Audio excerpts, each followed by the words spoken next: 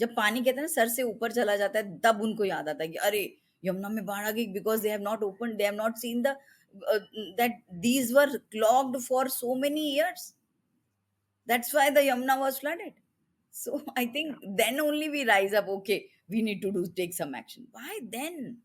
Do it now. Hey folks, that was Rekha Lalla, a CII certified climate change expert and an educator for more than 30 years. Formerly head of Teddy Prakriti School, she now leads the Green Campus program at the Climate Reality Project. Today, she shares insights on making climate and environmental education more fun and engaging. I'm your host, Vedant Vyas, and this is Positive Planet, a podcast about thoughts and ideas on climate change. Subscribe and join me on this journey to a sustainable future. Hello, Rekha ma'am. Welcome to the Positive Planet. How are you doing today? I'm doing fine. How are you? I'm good. I'm good. There is a lot of amazing things that I want to talk with you, especially with respect to climate education. I really want to focus today on how we can make learning about climate more fun, more interactive. And I think you would be a phenomenal guest to explain to our audience how we can do that. Thank you. So let me begin with a very personal note here.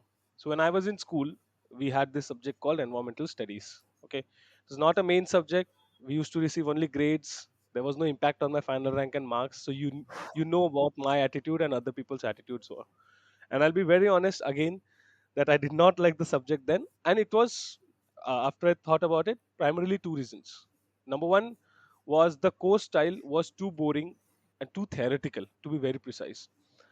And the second one was with respect to how our teachers were. So I want to start with the first thing, that you have been a teacher for more than 25, 30 years now, including when you were head of Teri Prakriti School. So tell us how we improve upon this and how we can make learning about climate more fun.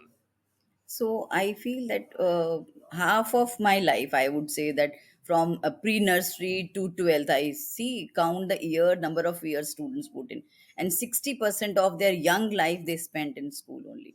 So and for them, a teacher is a role model. They won't listen to their parents or mama, but they will listen to what the teacher has said. So it's the teacher's responsibility to make them first understand what it is and talk to them as a I would say respect is number one. Love comes later, so respect that as an individual. Even though little, they are 2.5 year or maybe 3 years, they start the pre-nursery, so give them that respect and explain them the topic of environmental science and take them out of the class. So when you tell them, okay, we are going out of the classroom, I know the PT teachers, the students or the classroom, they would see whenever is the PT, and they don't want to miss that. And even if they are sick, they would come for the PT period. Why? Because they need to go out. So similarly for environmental science, it is the connect with the environment, connect with the ecology. So if you don't take them out and connect, make that connect with the nature, how would they understand? So that is very, very important. So, have you conducted any, specific activities when you took students out? I can relate to going out. I always love the PT period going out. Like, finally, we are going to play for half an hour, Yeah. muddy t-shirts and all that. But have we had muddy shirts Yeah. because we were doing Yes, plantation or yes, something? all the time, all the time. I used to take my students out, and I'll give you an incident. What happened? Like waste management, I was doing. So waste, when till my all the fourth class employees they collect at one place, I used to weigh that with my students with the spring balance. So spring balance was there, and the student was getting late, and he used to live nearby only. I think that that is why those students they have to stop and work with me for the eco club. So they were weighing waste, and their dadi mama were there coming, and they saw that kid weighing the waste. And I thought, now I would get nicely from my head also, and from that parent would write a big letter tomorrow. And I now next morning, when I reached the school, I was thinking that I called that child. First thing I did was I called the child. I said, what did your mom said yesterday? She said, no, no, grandmom was very happy. She said, you are doing such a great job, and knowing how much of waste we are creating and all that. So that's a very good activity. You keep on having it. And I don't know whether my students, those are listening, that name also I remember. That was Akriti Dua. So I don't know wherever she is listening. I still remember that day. And I think these habits and these incidents are, of course, recalled as nostalgia. I know I do that. So, have anyone come back to you saying that these habits that got cultivated, especially with respect to environment, have generally made it easier for them to live a, I don't know, sustainable or a low waste lifestyle? Has anyone come back like that?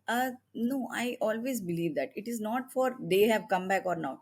They should not come back. I always say they should move on. But at some point of time, maybe they are at a post or they are at a crossroad too, or they are at a decision making where they have to choose between the environment and the non-environment. So I think I want them to choose for the best for the environment. That is why I have given them that knowledge, thinking that one day maybe I'm not there, they would be there, but they will do something best for the environment. That's what I want for the students to do.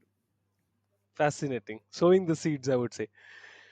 So I'll come to the second point of my boredom here. That the educators who used to teach us, now of course even they felt that it's not a main subject, and why do we need to put more of an efforts on that. So I thought of two reasons: either they were themselves not well versed with the facts enough, or teaching environmental science was, just another task they had to complete, because that was not the first subject that they taught. It was always a secondary subject or something. So today, we ourselves are educators for our kids, for the younger generation. And I know having knowledge does not mean necessarily that we are a great teacher. So, what will you tell us on how we can be better teachers, better educators for our kids, a younger generation? So I always give you an example. Today also and every day, I take my grandkid upstairs, and they we always sow the seeds. We always have kind of activity, and then take them out and plant. And now she always goes up and take out the brinjal, and she said that is the harvest time, and she does that. So I feel that that is what I'm inculcating her, not teaching her.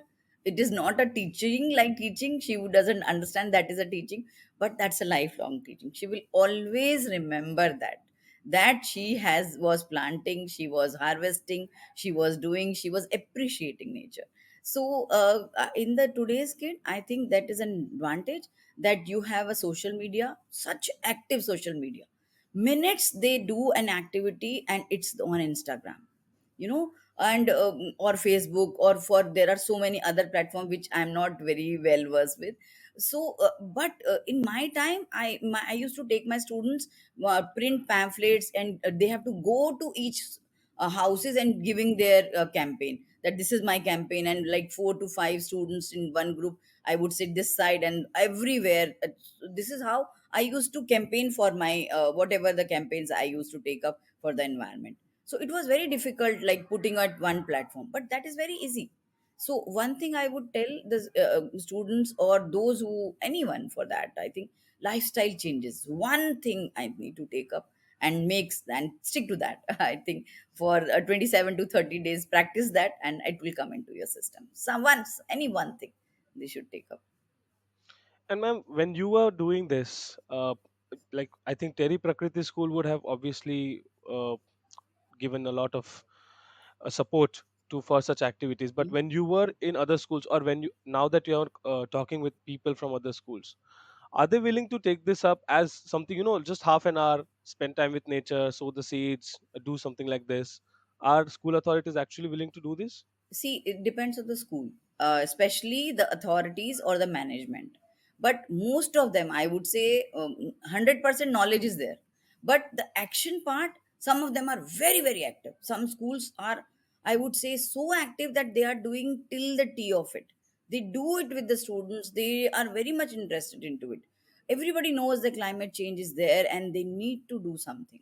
But yes, some of them are very active, some of them doesn't want to do it, doesn't want to take it, and management doesn't want to take it because it requires a lot of funding, you know. And I empathize with them and I understand their part. They need to put on solar, they need to do rainwater harvesting. This is what is required when we talk about the green campus program, because infrastructural changes, till I show it to my student, this is how I am doing, how would they understand? They won't understand. So they have to first understand this is how it is going on. So most of the schools have these things and they are doing it also. And those who are not doing it, they are willing to cooperate and do that. there comes a crossroads kind of question here. I was thinking about it when you I read about the green campus program. I'll come to that. That it's not which school or something that you are considering. It's schools all over India, it's institutes all over India. So you talked about funding. When it comes to government schools, maybe in far off villages and towns, they would be facing such issues. And most importantly, communities living there are affected more by climate change, and therefore it's much more required that students and kids and all the people there are well versed with these facts. So how do we manage for that, or how do you guys manage for that? So I have started the students climate action conference, where it was just an initial stage. So I thought I'll just check whether the schools are interested, students are interested.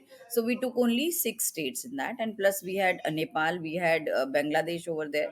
So those students after the conference, they are doing and literally going and I think communicating with their community, telling them about, in Darjeeling the students are going and telling them how the water is so important because they have very less water. So how the water is so important for them, why their tea which is not blooming, because that is what tea leaves they require, Mhm. coffee beans, that is not happening because of the climate change. So even in Kashmir the houseboats are standing on the sand. So they are going and talking to that. When we talk about blue economy, they are well versed with that.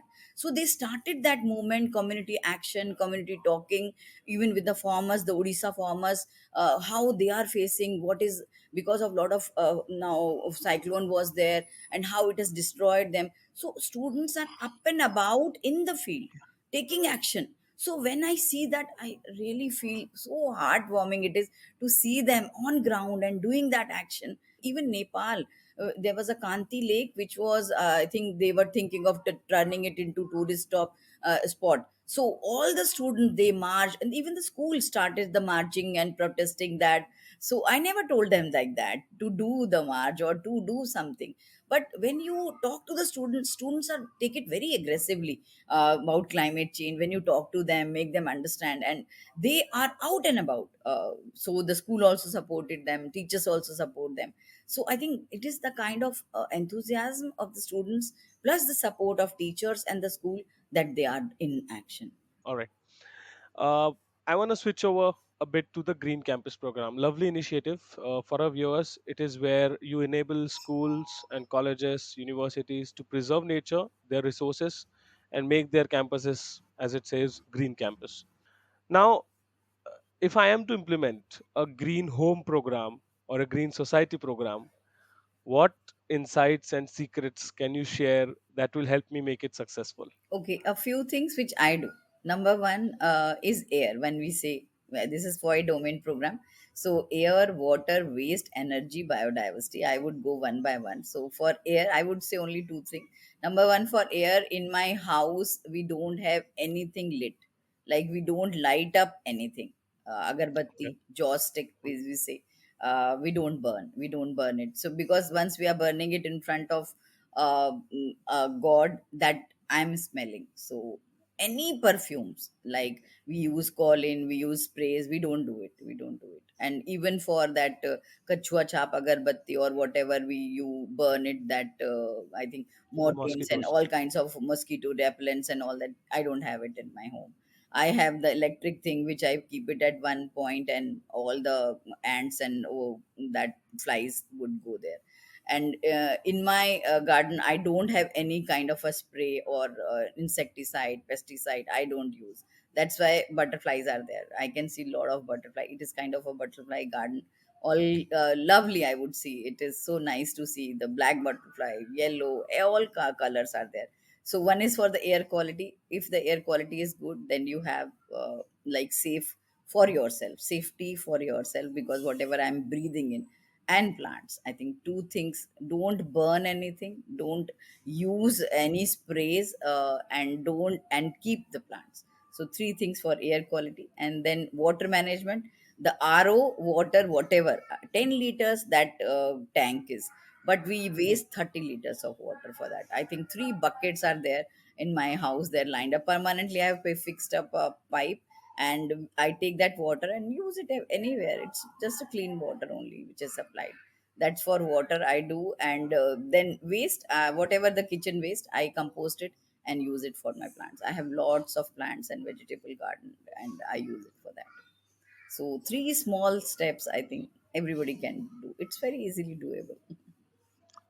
That comes covers the action part. You might also have had interactions, where people might be opposing or might not be or resisting a bit to the change when it comes to your programs also. And I believe if I am to implement a green home or a green society program, I might encounter such a difficulty. So how do we manage that? So you see, fight in my house. Only my husband was against it. He said, "Why I am burning that agarbatti and why that is a problem for?" Then I have to explain him. Just like I take teachers training, I have to give him a big brief of it, and then he has to understand. Now he has stopped. He himself, now he himself opposes that water is going waste. Put that bucket. See, it is very important to give that understanding. Talk to everyone, explain them this is how, because a change is very difficult. It's very difficult for anyone to change. For me also, I wouldn't say that I will change so quickly. No, for me also change was very difficult. But once you understand that topic, once you believe in that okay, this is how it is. And plus, a human, as a human, I am very I would say selfish, and if it is for my benefit, if I am getting something out of it, I would do it. It's like waste newspaper. Usually we used to just throw it here and then. Now we have a proper place where we keep it and send it to Kabadi Wala, and yes, we generate money also. So I think I always talk about like that when my husband is an accounts manager. So I think he understands accounts better. So that's why I explain him in that tone only. That's how he will generate money and all that. Yes, little, but it is a waste is wealth. So So you have to find a point of incentive, point of benefit, yeah. and then let those people know that this is Yes. how it will benefit you. And then the final leg of, I think, every program, that the way you conduct, because you can only conduct up to a point. After that, it has to go into continuation. So how do we ensure that we don't stop that practice? It should not be a time based one. See, whatever I have seen in my house, I would say that once it is installed, it is now everybody, even my mates, they are into it. They, if there is no water in the RO, they would go and bring the bucket and they do it themselves, put it. So it's like a regular routine. We don't feel that we are doing something extraordinary. Even my mates, they don't think that they are doing something extraordinary. They are into it. They are into that cycle. So I think build up little bit initially. It takes time, but later on, I think everybody, all in my house, they do that thing. They don't burn anything. They don't use any sprays. They don't. So like it has come into the system. Initial fight is always there, that yes, why we are doing it, why which I have kids at my home. My daughter-in-law is also there, my small little kid is also there. I'm a grandmom, but everybody, like, we question, we take a decision, and whatever is best for our house, and we do it. All right, all right. Now, that was all about how education in itself will lead to action on every front. I want to talk about the external influences which somehow restrict climate education from blooming more and more. Influences beyond the schools, like education policy and the political surroundings on how education gets influenced. Like we have a CBSE board which nationally influences how education should get in. What about that? Is there something positive happening from that end also? So yes, they have. I think CBSE has only having this the greening of curriculum, and they have an environmental book also, which they can implement. But environment still it is a silos. It is not a part of the main. I would say where they get marks and all that. It is only limited to grades. So only the student, those who are interested, they can join. Rest of them are like out of it. So it is very I think essential that all of the students should be involved into it little bit. Maybe I have a 10% interest, but 10% they should have that much. So it should become compulsory, I won't say that. Yes, but everybody, all the class students should get one chance to experience that. And Do you think instead of a book, like I said, my initial Yeah. frustration, that instead of a book, should it be more activity based and on how much activities you So have conducted or how book much trees should you have only planted? be book should only be for the teacher to guide the teacher. This is how the activities should be taken. Student shouldn't have the book. Book should the teacher should keep the book and keep implementing those changes and whatever the guide. I would say that a teacher guidebook, which the teacher can use it to take the activities with the student. Student should only no nothing, no writing, nothing. Just go and enjoy and do some activities. That would be the environment for them. I think observing really builds up the concepts for at least for me. So if someone tells me that the lakes are going bad because of this, there's a lot of there's a term for that, where excess fog and not fog actually foam kind of is getting formed or something. Once you show the kids that and then you tell them the concept, I think they'll forever remember it, So no I matter where think you I go. always tell all the school students and teachers, go and see Yamuna. You live in Delhi. Have you ever seen Yamuna frothing like anything? Yeah. I think there is no political will to clean that up. एक हम छोटी सी नदी को नहीं साफ कर सकते. So I think that's really sad on us as a, I think, I resident. I feel sad and pained by it, seeing that river. It's dying like anything. We never let it flow. So if we let the river flow, it will cleanse itself. We didn't do it. We stop that and use that water for our own good. See the water bodies. We have so many ponds were there, but I think there are no all the land sharks. They have taken up those ponds and see the river quality how it is. I think the political parties are using it for their own benefit. That river also that has become a political agenda now. But what are you doing for it? Nothing. So much of crores of rupees you have spent. Where did you spend that money? I tell me. Still, it is like this. You say that because we are throwing it after Ganesh Chaturthi. No, that's not. That's only a one-time occasion. Go and check now how it is. Nothing is there now, but still it is frothing like anything. Just day before I had been there, and the stinking feeling, and then you think that from this river, it is very difficult to imagine that I am drinking this water. And I think instead of putting it a subject, separately, mixing it into other subjects can also work. So you always read in history textbooks that along the banks of Yamuna, the Taj Mahal and all everything was constructed because the Mughals like this and all. Now you go show them like this is what Yamuna is now and what it was then. Yeah, Probably people will always remember. And like I just said right now, that these are some concerns or these are some feedback that I, as a young person or someone else of my age, plus minus a bit, would want to voice it out. And I don't know if there are, please guide me on that. That how can we share it with the leaders in power as our feedback on how we want change to happen for at least a younger generation to have the knowledge that is needed.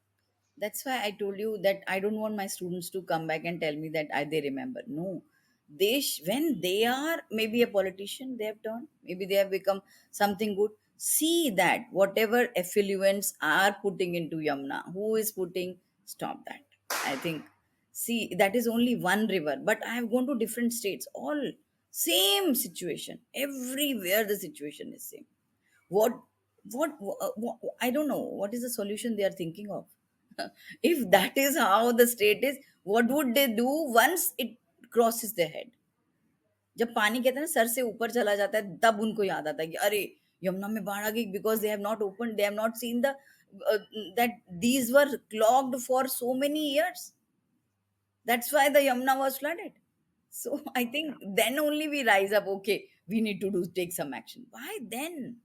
Do it now. I think so. That is, I think do it now can be a tagline for every climate campaign yeah, ever created till now. All right, that was for the questions from my side, ma'am, and I want to switch over to what I call the climate rapid fire. Very similar to any rapid fire you might have experienced earlier. I'll ask you simple questions. I'll need short answers from you, whatever comes at the top of your mind. right. So, are you ready, ma'am? Yeah. Should we begin? All right. in your daily life, a sight or a visual that troubles you or angers you the most when it comes to climate change? So I think polluted water bodies and the pollution of Delhi, I would say. Yeah. This is a specific teacher question, I would say. A book or an article or a video or any publication that you would want to share with our audience as a must watch to understand the impact and effects of climate change. I would say the Inconvenient Truth by Al Gore. I think that's a movie. Everybody Hmm. should watch that. Yeah. Okay. Your favorite influencer idol, you can be a teacher again, when it comes to climate change. Uh, Climate change. I would say I have always been following. I think Rajendra Nath. We say Waterman of India, then Forest Man of India. The way, the kind of passion with the passion they have cleaned the water bodies and how he has planted Yadav Payangji. So I think that is. I think there is in no comparison to that. I would say they are the heroes, and somebody should do the work on ground like them. Okay. All right. Now, if you can go back in time with what you know right now, which climate mistake would you want to change? Like you can maybe talk with someone in the past also, that's fine.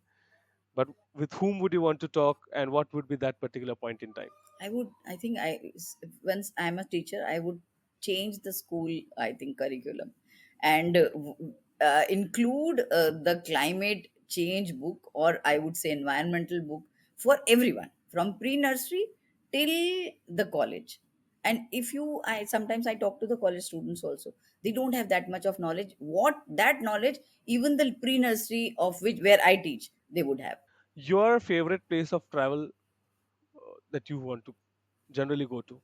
Okay. Kashmir, I would always love to go. Okay.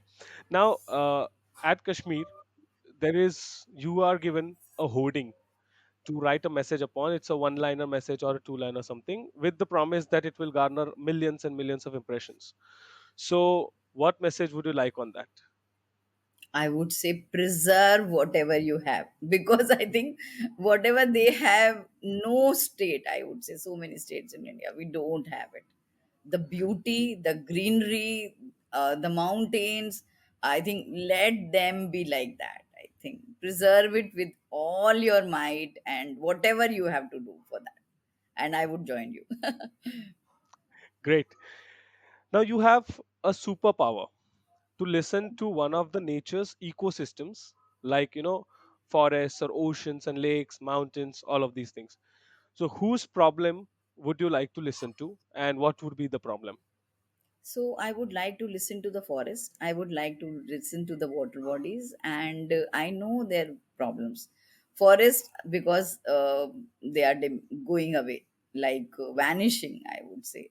Then when we talk to forest, we talk to the birds, which are nestled there all the time, and that is how they're destroying. That's why we see monkeys here and there in our homes. They don't have homes. So, and water, yeah, it's water would say that do something, Rekha. I think we are polluted. Right. You have another superpower to interview one organism other than humans. Who would you like to interview, and what do you think will be the topic? I think birds. They are Okay. vanishing day by day, I would say. Vultures have gone.